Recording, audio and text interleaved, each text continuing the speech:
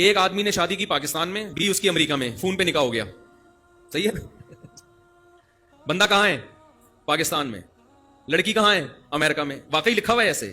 پاکستان امریکہ کی مثال نہیں ہے لیکن بہت ڈسٹینس پہ ہیں کہ ان کا آپس میں ملنا ممکن ہی نہیں ہے. یہ پاکستان میں رہتا ہے، وہ امریکہ میں رہتے ہیں، نکاح ہو گیا، 1 سال کے بعد بچہ پیدا ہو گیا تو بہشتی زیور میں لکھا ہے کہ یہ بچہ باپ کا کہلائے گا، یہ ناجائز بچہ بولو نہیں کہلائے گا. کہنے لگے یہ کیا ہے؟ وہ آپس میں ملے ہیں ہی نہیں تو یہ حلال بچہ کہاں سے کہلائے گا؟ نہیں یاری بات سمجھ. اور یقین فقہ کی کتابوں میں لکھا ہوا ہے، یہ سب کتابوں میں یہ لکھا ہوا ہے. جناب توصیف الرحمان صاحب، چونکہ آپ نے قرآن و حدیث کو اپنی کھوپڑی سے سمجھا ہے نا، اس لیے یہ باتیں آپ کے مینٹل لیول سے بولو اوپر کی. اگر آپ فقہ پڑھ لیتے نا، آپ سعودی عرب میں رہتے ہو نا، فقہ حنبلی پڑھ لیتے، کسی سعودی بڑے مفتی سے پوچھ لیتے تو آپ کو میرے خلاف کلپ بنانے کی جرت نہیں ہوتی.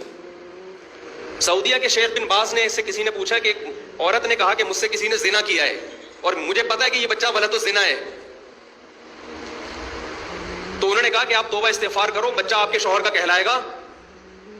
عورت کو 100% یقین ہے کہ بچہ کس کا ہے، یہ زنا سے پیدا ہوا ہے. تو پہلے توصیف الرحمان صاحب آپ ایک کلپ کس کے خلاف بنائیں؟ سعودیہ کے سابق مفتی اعظم شیخ بن باز رحمہ اللہ تعالیٰ کے خلاف بنائیں. لیکن وہاں سعودیہ میں آپ کو، کیونکہ اپنا منجن جو آپ بیچ رہے ہیں نا، اپنے فقہ کا، اپنے مسلک کا، اس میں آپ کو علماء دیوبند سے کچھ تکلیف ہے.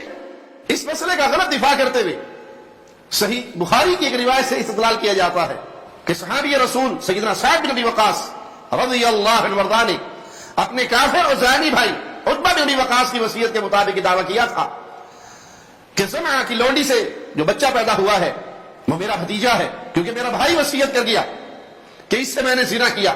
اور فتح مکہ کے سال سیدنا سعد نے وہ بچہ لے لیا اور کہا یہ میرے بھائی کا بچہ ہے.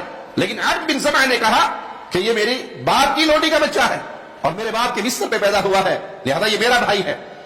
فیصلہ جب رسول اللہ صلی اللہ علیہ وسلم کے پاس آیا تو آپ نے یہ بچہ عبد بن زمعہ کے حوالے کر دیا اور ارشاد فرمایا الولد للفراش وللعاہر الحجر، بچہ اسی کا مانا جائے گا جس کے بستر پر پیدا ہوا، اور زنا کرنے والے کے لیے رجم کی سزا ہے.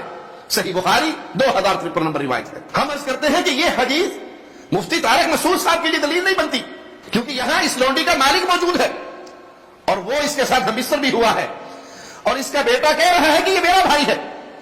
لیکن بہشتی زیور میں جس مسئلے کا ذکر ہے وہاں شوہر اور بیوی زندگی میں ملے ہی نہیں، ایک مشرق میں ہے ایک مغرب میں ہے، ہزاروں میل دور ہے، نہ ایک دوسرے کو دیکھا، نہ ملاقات ہوئی، نہ ہمبستری ہوئی. اور مفتی صاحب بھی تسلیم کر رہے ہیں کہ ان کا آپس میں ملنا بھی ناممکن ہے. مفتی صاحب کے الفاظ ذرا سماعت فرمائیں. یہ چاروں فقہ کی کتابوں میں لکھا ہوا ہے، بہشتی زیور میں تو وہیں سے لیا ہے کہ یہ پاکستان میں اور وہ امریکہ میں. سال نکاح ہوا ہے ٹیلی فون پہ، کوئی ملاپ نہیں، کیسے ملیں گے بھائی؟ سال کے بعد بچہ مارکیٹ میں آ گیا تو شریعت کیا کہتی ہے فقہ کے مطابق؟ یہ باپ کون ہے؟ اس بچے کا باپ ہے. اس کو ناجائز کہنے کی آپ کو اجازت بولتے کیوں نہیں؟ ہم عرض کرتے ہیں کہ حضرت اس حدیث سے تو یہ بات ثابت ہوئی کہ شوہر موجود ہو اور میاں بیوی کا صحیح تعلق جماع کا وہ ہو چکا ہو اور شوہر اپنی بیوی پر زنا کا الزام بھی نہ لگاتا ہو اور نہ ہی لعان کی صورت ہو، بلکہ مان رہا ہو کہ بچہ میرا ہے، لیکن اس کے باوجود اگر کوئی آ کر زنا کا دعویٰ کرے تو اس زانی کی بات کو مسترد کیا جائے گا اور شوہر کا بچہ ہی تسلیم کیا جائے گا. ان دونوں صورتوں میں زمین و آسمان کا فرق ہے. ایک طرف میاں بیوی کا تعلق ہوا ہے، خاوند موجود ہے، اور کوئی زانی آ کر اعلان کر رہا ہے کہ یہ میرے زنا سے پیدا ہونے والا بچہ ہے، اور دوسری طرف میاں بیوی مشرق و مغرب کی دوریوں پر ہے، ایک دوسرے کو دیکھا نہیں، ملاقات ممکن نہیں، اور ادھر بیوی کے بستر پہ بچہ پیدا ہو جاتا ہے. تو حضرت جی فرماتے ہیں کہ کسی بزرگ کی کرامت سے ہوا ہوگا یا کسی مفتی کی کرامت سے ہوا ہوگا یا کسی نہ کسی کی کرامت سے ہوا. تو ہم عرض کرتے ہیں حضرت ہمت پیدا کیجئے، اہل الحدیث سے سبق سیکھیے کہ معصوم عن الخطا صرف محمد رسول اللہ صلی اللہ علیہ وسلم ہے. آپ صلی اللہ علیہ وسلم کے بعد کوئی معصوم عن الخطا نہیں.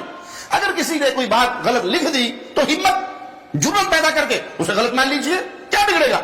ارے بھائی خود امام ابو حنیفہ رحمہ اللہ رحمۃ واسعہ اہل سنہ کے امام، ہمارے امام، وہ اپنے شاگرد سے کہتے ہیں کہ میری ہر بات نہ لکھو، مجھ سے پوچھ پوچھ کے لکھو کہ یہ فتویٰ میں نے کس دلیل کی بنیاد پر دیا ہے.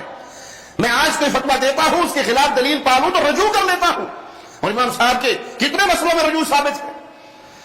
تو آج اس کے بعد کوئی آنے والا، کوئی مولوی صاحب، کوئی شیخ صاحب، کوئی حکیم الامت صاحب، کوئی بزرگ ہستی اگر ان کے قلم سے کوئی غلط مسئلہ لکھا گیا تو تسلیم کر لیجئے کہ انسان غلطی کا پتلا ہے، لیکن اس کے دفاع میں آپ احادیث کو تعویل کے ذریعے ایسا مفہوم پہنانے کی کوشش کریں کہ آپ کے بزرگ کی بات ٹھیک ہو جائے، تو جب تک اہل الحدیث زندہ ہیں آپ کا یہ خواب کبھی شرمندہ تعبیر نہ ہو۔ مقلد اپنے امام کی ہر بات کو درست سمجھتا ہے، چاہے وہ کتاب و سنت کے صریح خلاف ہی کیوں نہ ہو۔ یاد رکھیں کہ معصوم صرف انبیاء کرام علیہم السلام ہی ہوتے ہیں جنہیں اللہ تعالیٰ کی طرف سے وحی ہوتی ہے، جس کا سلسلہ ہمارے محبوب نبی امام الانبیاء خاتم المرسلین رحمت للعالمین محمد الرسول اللہ صلی اللہ علیہ وسلم پر اختتام پذیر ہوا ہے۔ اب ہمارا دین قرآن و حدیث میں کامل موجود ہے، الحمدللہ۔